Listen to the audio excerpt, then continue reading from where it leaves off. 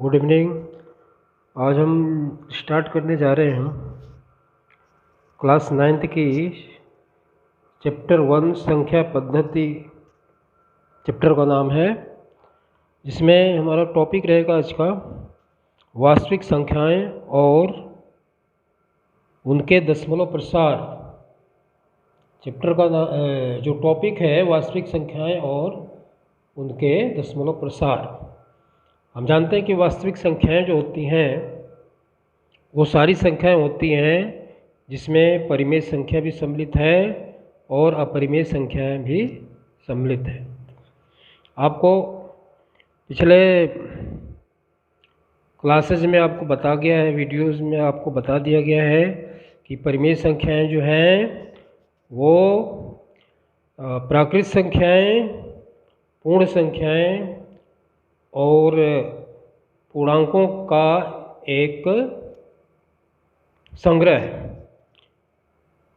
तो परिमेय संख्याओं में 3 तरह की संख्याएं और अपरिमेय संख्याएं, तो दोनों को मिला करके हम बोलते हैं इसको वास्तविक संख्याएं, रियल नंबर। इसके बारे में हम अध्ययन करेंगे, इनके प्रसार के बारे में इस वीडियो में हम देखेंगे, समझेंगे कि वास्तव में वास्तविक संख्याओं का प्रसार हम कैसे करते हैं, दशमलव प्रसार कैसे किया जाता है। तो अभी फ़िलहाल हम परिमेय संख्याओं का प्रसार देखते हैं। उदाहरण के लिए 10/3, 7/8, 10/3, 7/8 और 1/7 के दशमलव प्रसार ज्ञात कीजिए। एक उदाहरण है जिसको हम समझेंगे कि 10/3, 7/8 और 1/7 के दशमलव का प्रसार हम किस प्रकार करते हैं। तो सिंपल है, कोई इसमें ज़्यादा परेशानी नहीं है। 10/3 का मतलब है कि 10 में 3 का भाग देते हैं। 10 को राइट साइड में लिखेंगे, लेफ्ट में 3 लिखेंगे। जैसे हम सामान्य भाग देते हैं तो इसको भाग दीजिए। भाग देने से क्या देखते हैं कि 3 या 9, 10 में से 9 माइनस करेंगे 1, एक 0 लेंगे, भाग देना जानते होंगे। 10 हो गया, फिर 3 या 9, फिर 9 बार गया, फिर 1 शेष आ गया, फिर हमने 0 लिया, फिर 3 या 9, फिर 10 में से 9 माइनस किया, 1 आ गया, फिर 0 लिया, फिर 3 या 9, फिर 10 में से 9 माइनस किया, 1 आ गया। तो इस तरीके से हम देखते हैं कि इसमें 3 का भाग देने पर 3 बार आता जाता है और इसका शेषफल जो है, शेष जो है कभी भी 0 नहीं होगा। चाहे आप इसको जितनी बार अनलिमिटेड, असीमित बार अगर इसको आप भाग देते जाएं तो ये कभी भी, ये जो 3 आ रहा है ये कभी भी समाप्त नहीं होगा और कभी भी इसका शेष 0 नहीं आएगा। तो इस तरीके से देखते हैं कि शेष क्या आ रहा है। पहले हमने डिवाइड किया तो 1 शेष आया, दूसरी बार भी 1 शेष आया, तीसरी बार भी 1 शेष आया। हर बार 1 शेष आता रहेगा, कभी भी ये शून्य नहीं होगी। ये संख्या कभी भी 3 से भाग देने पर शून्य शेषफल नहीं आएगा, शेष नहीं आएगा। इसका भाजक 3 है। अब दूसरा जो एग्जाम्पल है उसमें देखिए कि 7 को हम 8 से भाग देते हैं, तो आप भाग देना जानते ही हैं। 0.888 जैसे 64, 8 8 64, फिर शेषफल आ गया 6, फिर 7 6 आ गया, फिर 0 लिया, फिर 8 8 8 8 7 56, फिर 4 शेष आ गया, फिर 0 लिया, फिर 40 में 8 से भाग देंगे, 8 5 40। तो हम यहीं जो है ये समाप्त हो जाता है, ये भाग जो है, क्योंकि शेष 0 आ जाता है तो ये प्रक्रिया, भाग की प्रक्रिया यहाँ पूरी हो जाती है। तो यहाँ शेष जो है कैसे आता है, पहले शेष आया 6, दूसरी बार शेष आया 4, तीसरी बार शेष आया 0, लास्ट में जो है ये इसका शेष 0 आ जाता है। तीसरा जो उदाहरण है इसमें हम देखते हैं कि एक को हम डिवाइड करते हैं 7 से, तो भाग देना आप जानते हैं। 1 7 से छोटी है तो 1 हम 0 समझ लेते हैं, 10 बन जाता है। 7 से 10 में भाग देंगे तो 1 बार आएगा, 7 कम 7, 7 1 जा 7। फिर 10 में से 7 घटाएंगे 3 आ जाएगा। फिर ये 30 हो गया। 7 का 28 में 30 में भाग देंगे, 7 चौक 28। फिर शेषफल 2 आ गया, शेष 2 आ गया। फिर 20 में फिर 7 का भाग देंगे तो 7 दूनी 14, 7 दूनी 14। इस तरीके से हम देखते हैं कि ये जो है ये भी इसका शून्य जो है नहीं आ रहा है। आप देखेंगे कि ये 50 आ गया, 5 आ गया शेष, फिर शून्य लिया, फिर 7 का भाग दिया तो 7 7 49, फिर 50 में से 49 घटाया 1, 1 आ गया, शेषफल आ गया 1। इस तरीके से फिर जीरो लेंगे। ये प्रक्रिया चलती रहेगी। शेष जो है हर स्टेज में ऐसे आ रहा है, पहले 3 आया, फिर 2 आया, फिर 6 आया, फिर 4 आया, फिर 5 आया, फिर 1 3 2 6 5 6 4 5 1। ये शेषफल जो है शेष आता ही जाएगा। इसमें कभी भी हम देखते हैं कि इसमें कभी भी शेष शून्य नहीं होगा। इस वाले एग्जाम्पल में भी शेष 10/3 में भी शेष शून्य नहीं आएगा। 7/8 वाले में शेष शून्य आ गया है लास्ट में। अब आगे देखते हैं और भी। तो हम देखते हैं कि जो 3 उदाहरण दिया था भाग देने का, तो 7/8 वाले उदाहरण में तो कुछ चरणों के बाद शेष आ गया शून्य, शेष आ गया शून्य। 7/8 वाले एग्जाम्पल में क्या आया, शेष आ गया शून्य। कुछ चरणों के बाद, कुछ स्टेप के बाद शेष शून्य हो जाता है। और अन्य उदाहरण इसका और भी एग्जाम्पल आप ले सकते हैं जिसका शून्य आता है। 1/2 है, 2 से 1 में भाग देंगे, 2 से 1 में भाग देंगे तो यहाँ भी 2 को 1 में 2 का भाग देंगे, यहाँ भी 0.5 आ जाता है, शून्य आ जाता है शेषफल। 6/39 में को 250 से भाग दीजिए, तभी आएगा शेष भागफल 2.556। तो ऐसी संख्याओं के दशमलव प्रसार को जिसका शेषफल जो है शेष जो है शून्य आ जाता है, उसको कहते हैं शांत दशमलव कहते हैं। इंग्लिश में बोलते हैं टर्मिनेटिंग, उसको बोलते हैं शांत दशमलव, इंग्लिश में बोलते हैं टर्मिनेटिंग। अब जो है आपने देखा है कि 2 तरह की पोजीशन था। पहले पोजीशन में क्या था, शेष 0 आ गया। दूसरी स्थिति में क्या आता है, शेष जो है कभी भी शून्य नहीं होता। दूसरे एग्जाम्पल में आपने देखा 1/3 और 1/7 वाले एग्जाम्पल में कि कुछ चरणों के बाद शेष की पुनरावृत्ति होने लगती है। शेष की क्या होने लगती है, पुनरावृत्ति होने लगती है, जिससे दशमलव प्रसार लगातार जारी रहता है। यह प्रसार अनवसानी आवर्ती कहलाता है, अनवसानी आवर्ती कहलाता है, जिसको नॉन टर्मिनेटिंग भी कहते हैं, नॉन टर्मिनेटिंग भी कहते हैं। तो आपने देखा कि पहले पोजीशन में क्या था कि शेषफल शून्य आ गया, इसको बोलते हैं शांत दशमलव। दूसरे पोजीशन में हमने देखा शेष कभी भी शून्य नहीं होता, जैसे 1/3 1/7 वाले एग्जाम्पल में, इसको कहते हैं अनवसानी आवर्ती, नॉन टर्मिनेटिंग। ठीक है। अब हम देखते हैं कि आपने देखा कि 1/3 बराबर आता है 0.3333 आता ही रहेगा, या हम इसको शॉर्ट में लिखेंगे 0.3, क्योंकि 3 जो है बार बार रिपीट हो रहा है, 3 जो है बार बार रिपीट हो रहा है, इसलिए जो संख्या रिपीट होती है उसके ऊपर एक लाइन खींच देते हैं जिसको बार कहते हैं, इसको बोलते हैं बार 3 बार, 3 के ऊपर बार लगा दिया, बार 3।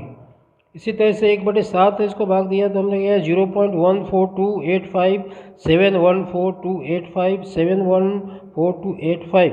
इसमें हम देखते हैं कि एक से अधिक संख्याएं रिपीट हो रही हैं, जैसे 14285 7 142857 142857 ये रिपीट हो रहा है। तो जो संख्या जो डिजिट एक डिजिट हो रहा है तो बार बार, तो उसके ऊपर बार लगा देते हैं। एक से अधिक डिजिट अगर रिपीट हो रहा है तो उस सभी के ऊपर बार लगा देते हैं। तो यहाँ रिपीट हो रहा है 142857, तो 142857 के ऊपर बार का निशान लगा देंगे तो ये बन जाता है इसको। इसी तरह से एक एग्जांपल और है इसमें 3.57272। इसमें भी हम देखते हैं कि 5 तो नहीं हो रहा है लेकिन 7272 हो रहा है। 2 डिजिट इसमें बार बार रिपीट हो रहा है 7272 एंड डॉट डॉट डॉट आगे तक। तो इसको इस तरीके से बार के रूप में लिखेंगे 3.572 के ऊपर बार लगाएंगे क्योंकि 72 ही बार बार रिपीट हो रहा है। तो अब यहाँ हम निष्कर्ष पर ये पहुँचते हैं कि जो परिमायी संख्याएं हैं उसकी दो स्थिति होती है। नंबर 1 शांत, उसका शांत दशमलव प्रसार होता है। उसमें दो तरह के प्रसार होते हैं, एक तो शांत दशमलव का प्रसार होता है, दूसरा अनवसानी आवर्ती प्रसार अशांत प्रसार होता है। दो तरह का प्रसार होता है, वो होती हैं परिमेय संख्या। परिमेय संख्याओं का प्रसार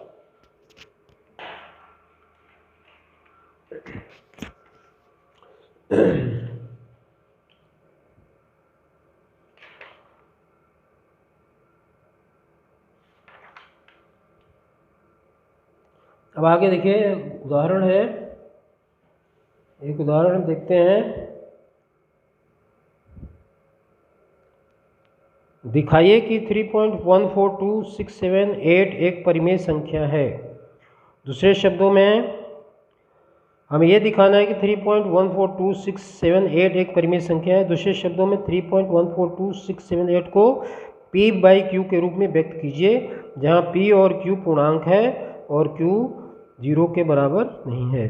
क्योंकि परिमेय संख्याएं तभी कह सकते हैं जब उसको हम p/q के रूप में लिख सकते, व्यक्त कर सकते हैं, जहाँ p और q कोई पूर्णांक होता है। पूर्णांक आप समझ चुके हैं, 0 1 2 3 एंड सो ऑन, बहुत सारी संख्याएं, और -1 -2 -3 -4 एंड बहुत सारी संख्या।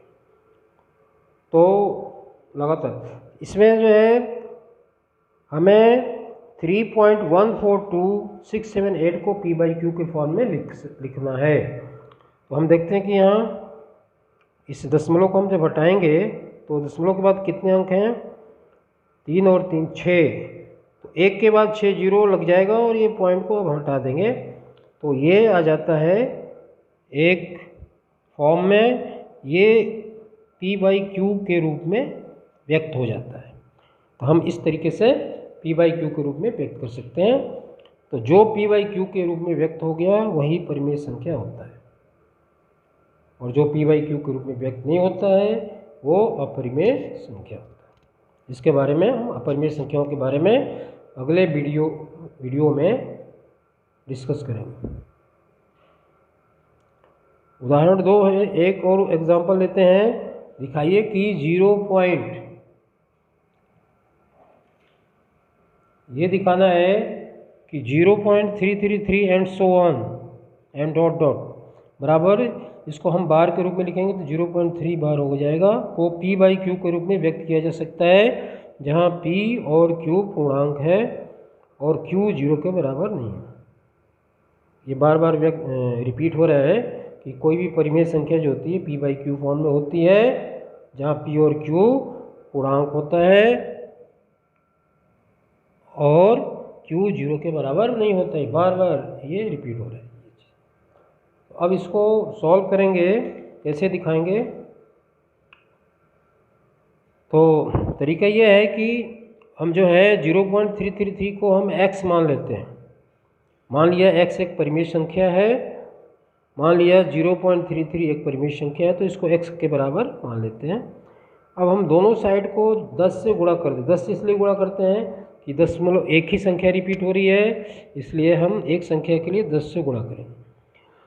10 से लेफ्ट में गुणा करेंगे x से, और 10 का राइट में गुणा करेंगे तो 10 का x में करेंगे 10x 10x हो जाएगा, 10 का इसमें गुणा करेंगे तो ये एक पॉइंट इधर आ जाएगा, राइट साइड में आ जाएगा, तो ये 3.333 एंड सो ऑन। तो 10x की वैल्यू ये आ गई। अब हम ये जो है 3.333 and so on 3.333 and so on को हम लेफ्ट में लिखेंगे तो बराबर हो जाएगा 3 + x, क्योंकि ये हो गया 3 जिसको हम यहाँ लिख देंगे, और ये जो है ये इसको हमने x माना था तो इसको हम यहाँ लिख देंगे x, क्योंकि हमने x लिया था 0.333, ये लिया था 0.333 एंड सो ऑन। अब हम क्या करेंगे कि तो 10x बराबर हो गया 3 + x, ये 10x था, 10x बराबर हो गया 3 + x, 10x बराबर 3 + x। इसको x को लेफ्ट में ट्रांसफ़र करेंगे तो 10x - x 9x हो जाएगा और बराबर 3, तो x बराबर 3/9, और हम इसको कैंसिल करेंगे तो 3 × 3 3 3 1/3 जो आ जाता है, एक भिन्न आ जाता है, एक p/q फॉर्म में आ जाता है। अतः हम सिद्ध कर सकते हैं कि इस प्रकार सिद्ध हो गया कि 0.333 एंड सो ऑन एक परिमेय संख्या है।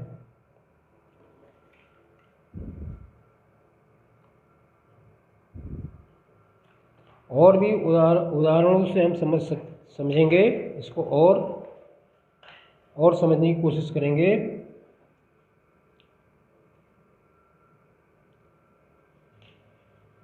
नेक्स्ट है, दिखाइए कि 1.272727 एक परिमेय संख्या है जहाँ जिसको p/q के रूप में लिखा जा सकता है, जहाँ p और q पूर्णांक हैं और q 0 के बराबर नहीं। तो इसको हमें लिखना है। तो पहले हम 0.272727 को हम इस तरीके से लिख सकते हैं 1.27, क्योंकि इसमें 2 डिजिट जो है रिपीट हो रही है 272727। तो हम मान लेते हैं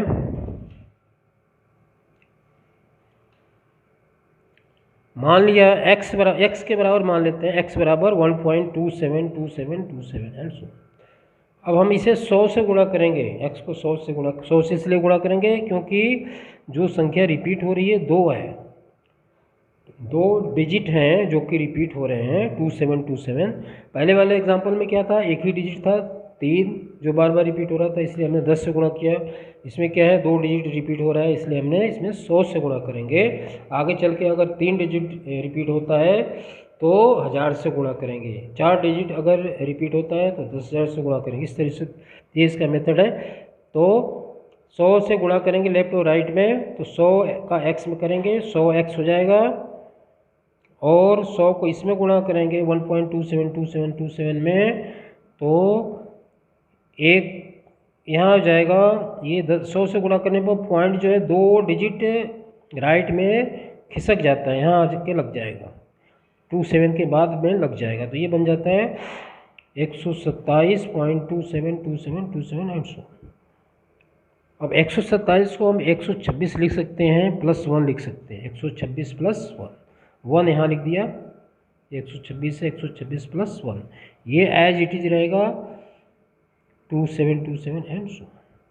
तो 126 प्लस, अब ये जो पूरा है 1.272727 ये हमने यहाँ लिया था x के बराबर, यहाँ x लिख दिया, तो 100x हो गया, और ये x लेफ्ट में आएगा और ये 126 यहीं रहेगा, तो 100x - x हो गया 99x बराबर 126। तो x बराबर हो गया 126/99। अब इसको हम काटेंगे, कैंसिल करेंगे तो 14/11 होगा बराबर p/q। इसका मतलब ये भी एक परिमेय संख्या है, सिद्ध हो गया।